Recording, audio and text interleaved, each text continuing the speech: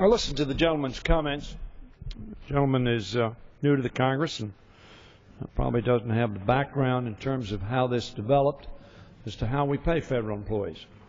As the sponsor of the Federal Employee Pay Comparability Act in 1990, signed by George Bush, who worked with President Bush's OMB and OPM on this legislation, obviously, one of the things we did was to say if the private sector doesn't get an increase, the public sector won't get an increase.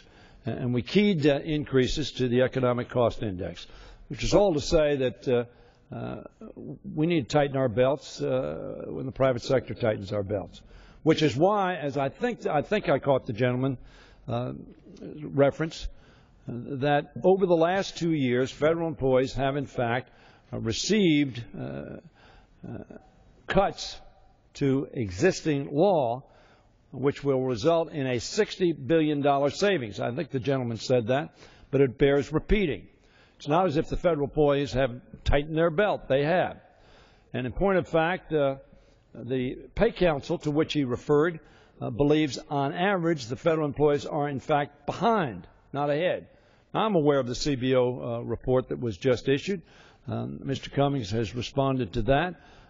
Clearly what they said is there is a disparity. And those on the lower end of the scale are doing better. Those on the upper end of the scale aren't doing so well. None of them are getting paid as much as the gentleman is who made this speech, or that I'm getting. None of them are making as much as we are. Now, what we have here is a very clever political effort to have members vote either for their pay or against their pay being adjusted by a cost of living adjustment. I'm going to vote against this bill. But I am for putting on, and I would hope that a unanimous consent request to do so would not be objected to on your side of the aisle. I am for bringing a bill to this floor which will freeze our salaries.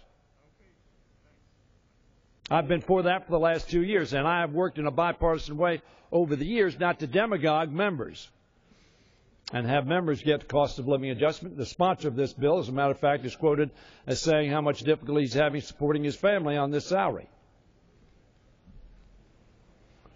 Now, the fact of the matter is we ought to put a bill on this floor and freeze our salaries. Federal employees have already contributed $60 billion of benefits to which they otherwise would have been entitled because we, for the last 2 years, with my support, frozen their salaries at the cost of living adjustment. Now, ladies and gentlemen, I would hope that the bill that is sponsored by Mr. Van Hollen, that there would not be an objection to a unanimous consent request to bring that bill to the floor so that members could express that, yes, we're prepared to tighten our belt one more notch. I thank the gentleman.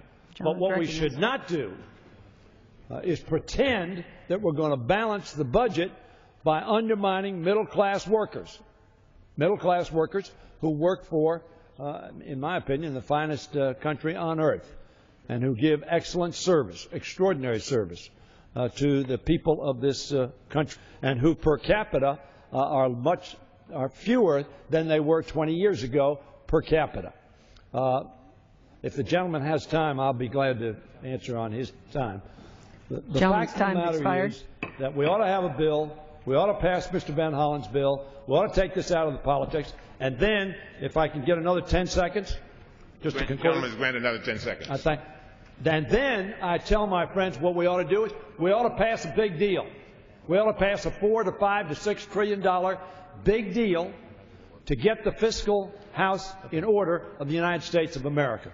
And it ought to include all things on the table, including federal employee pay and benefits, including the military pay and benefits and expenditures and domestic expenditures, as well as entitlements. I've said that. That's what we ought to do. We ought not to piecemeal it, as this bill reflects. And I hope that we'll support Mr. Van Hollen's bill.